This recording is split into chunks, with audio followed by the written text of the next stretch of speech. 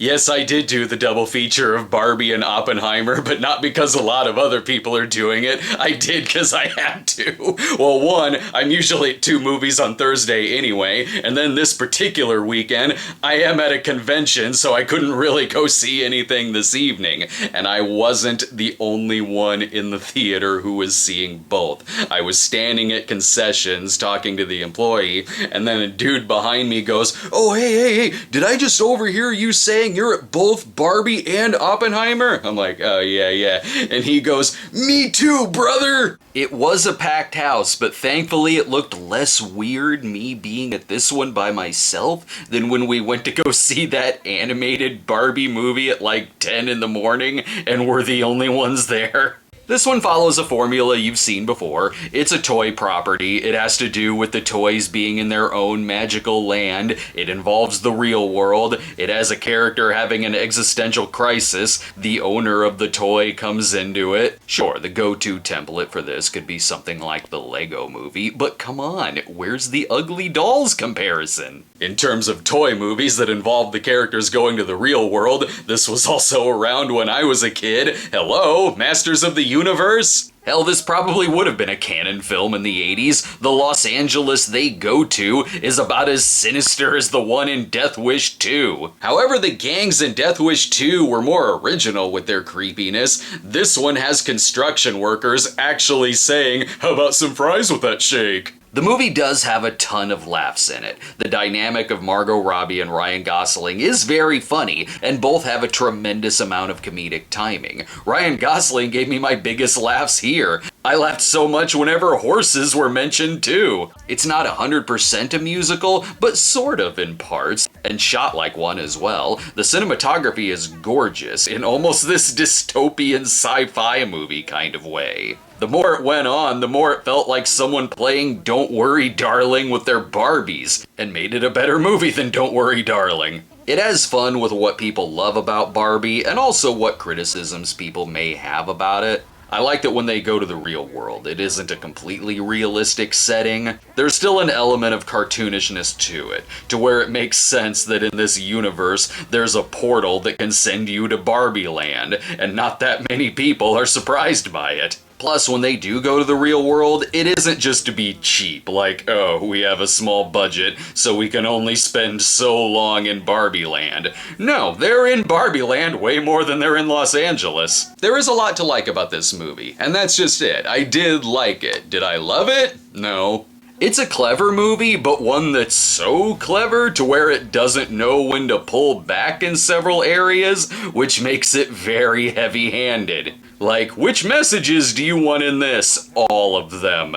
The third act was basically, want some more message with a side of message? You dropped some of your message on the floor. Let's give you some more message. I see you still have room on your plate for a little bit more message. Now who wants seconds on message? And if you're not sure what the social commentary is, don't worry, it will stop dead to tell you several times. More than once I was like, okay, this has stopped being a movie, and now it's just the filmmakers monologuing to me. It did get repetitive. Ryan Gosling and the Kens have a funny song moment with acoustic guitars in the third act, and then they immediately give him another song moment, and then another dance number that didn't even need to be in it.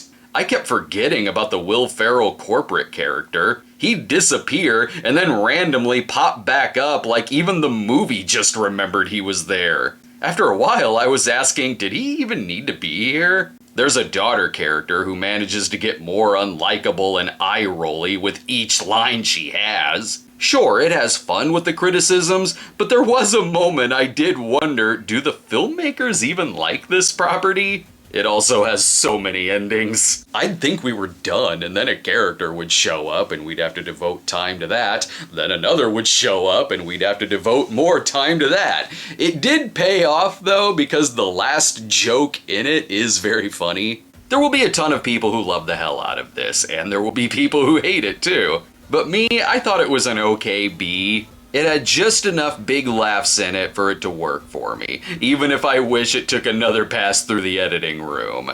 And look, I just finished 1983 in film, so I'm quite used to going from zany comedy to bombs dropping. Now to move right along to Oppenheimer, which is what I did in the theater. Barbie was at 3 and Oppenheimer was at 5, so I had just enough time to use the restroom. And boy, will you need to beforehand, because this film is a 3-hour glorious epic all about J. Robert Oppenheimer, father of the atomic bomb, the man who helped usher in a nuclear age, leading to several disturbing TV movies in the 80s. Did I like the film better than Barbie? Yes, but I understand if you're more so in the mood to see Barbie. I was way glad to be seeing this in the theater. Christopher Nolan made a movie that is mostly dialogue, and excellent dialogue at that, and yet still made it a true IMAX or RPX experience, like the Mission Impossible movie that's out. The sound editing here is so perfect that there are jumps that are scarier than any horror movie of the year.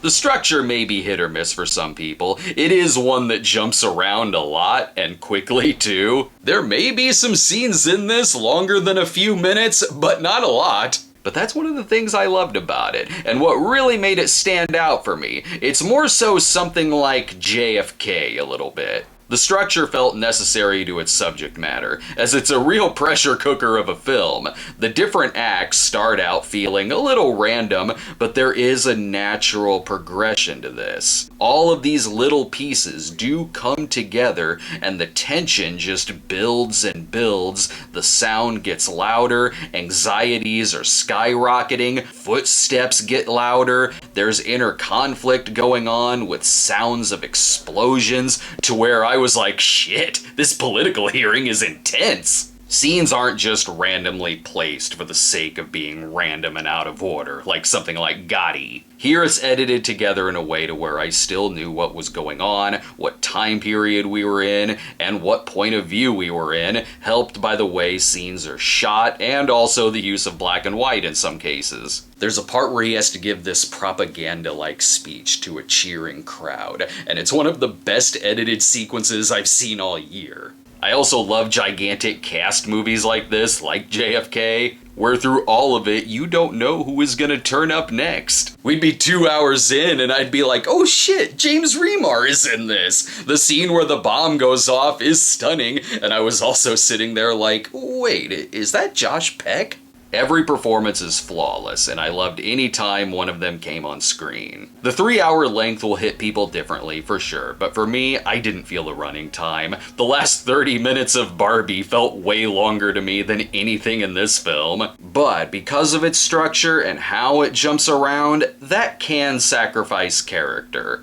But the performances do bring enough of that out, so you can still get to know these people over the running time. Maybe not as much as I would have liked, but it's a lot better at character than Tenet. Because of that minor qualm, I'll go with an A-, but this really was worth every penny for me seeing it on the RPX screen. Thanks for watching, everyone. Let us know what you thought of these films in the comments, and we'll see you next time.